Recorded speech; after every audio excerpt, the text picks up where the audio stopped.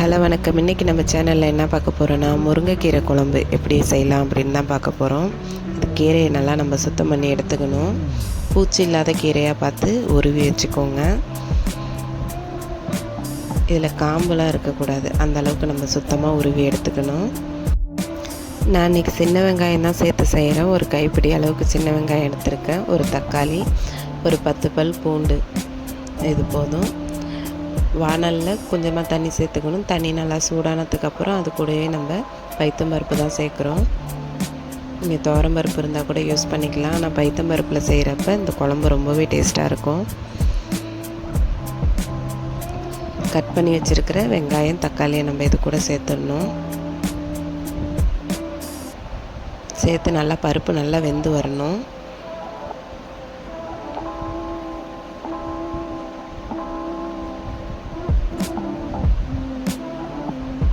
பூண்டை நம்ம இடித்து தான் சேர்க்க போகிறோம். இந்த அளவுக்கு நல்லா நான் இடித்து வச்சுக்கிட்டேன். பாருங்கள், பருப்பு நல்லா கொதிச்சிட்ருக்கு. பருப்பு நல்லா முக்கால் பதத்துக்கு நல்லா வெந்து வரணும்.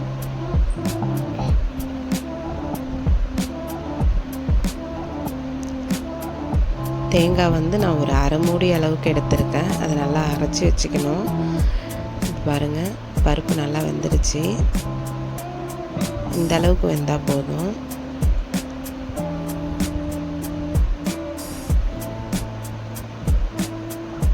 இது கூட நான் கொஞ்சம் தண்ணி சேர்த்துக்கிறேன். இப்போ குழம்பு மிளகாத்தூள், வேறு எதுவும் நம்ம சேர்க்க போகிறதில்ல.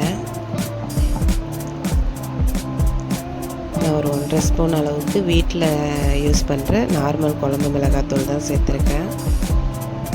இது கூடவே குழம்புக்கு தேவையான அளவுக்கு உப்பு சேர்த்துக்கிறேன். உப்பு சேர்த்துட்டு இந்த மிளகாத்தூளோட பச்சை வாடெல்லாம் போகிற அளவுக்கு நல்லா குழம்பு கொதித்து வரணும்.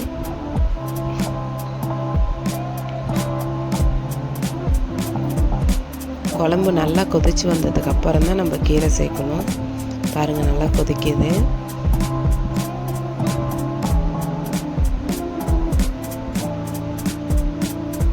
இந்த அளவுக்கு நல்லா கொதிச்சதுக்கப்புறம் இது கூடயே நம்ம முருங்கைக்கீரையை சேர்த்துட வேண்டியதான். கீரை சேர்த்ததுக்கப்புறம் கீரை ஒரு 2 கொதி வந்ததுக்கப்புறம் நம்ம ஸ்டவ் ஆஃப் பண்ணிடணும். இந்த கீரை டக்குன்னு வெந்துடும். ரொம்ப வேக வச்சிட்டோன்னா அப்புறம் குழம்பு நல்லா இருக்காது.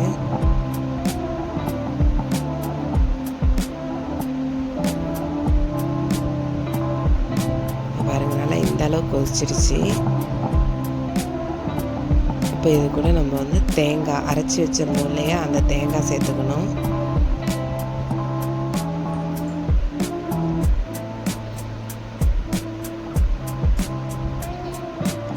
தேங்காய் நம்ம சேர்த்து ஒரு கொதி வரணும். இப்போ லாஸ்ட்டாக தான் நம்ம அந்த தட்டி வச்சுருந்தா அந்த பூண்டு சேர்க்கணும். பூண்டு சேர்க்குறப்ப இதுக்கு நல்ல ஒரு வாசமாக இருக்குங்க.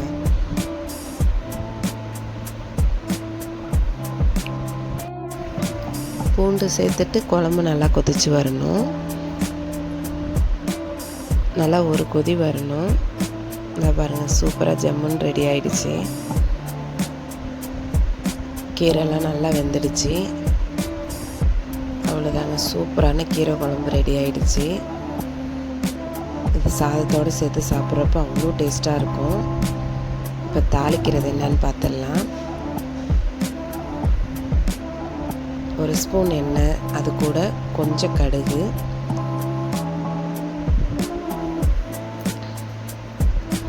தாளிப்பு உளுந்து, கூட பெருஞ்சீரகம் 1 ஸ்பூன் அளவுக்கு சேர்த்துருக்கேன்.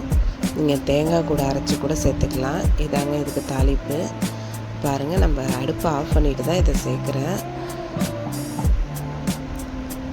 அவ்வளோதாங்க, சூப்பரான கீரை குழம்பு ரெடி ஆகிடுச்சு. நீங்களும் ட்ரை பண்ணி பாருங்கள். முருங்கைக்கீரைலாம் இப்போ கிடைக்கிறதே இல்லை. கிடைச்சிதுன்னா கண்டிப்பாக இதை மாதிரி ட்ரை பண்ணி பாருங்கள். உங்களுக்கு ரொம்ப பிடிக்கும். அவ்வளோதான் ஃப்ரெண்ட்ஸ், இன்னொரு வீடியோவில் பார்க்கலாம். வீடியோ பிடிச்சிருந்ததுன்னா லைக் பண்ணுங்கள், ஷேர் பண்ணுங்கள். மறக்காமல் நம்ம சேனலை சப்ஸ்கிரைப் பண்ணுங்கள். தேங்க்யூ.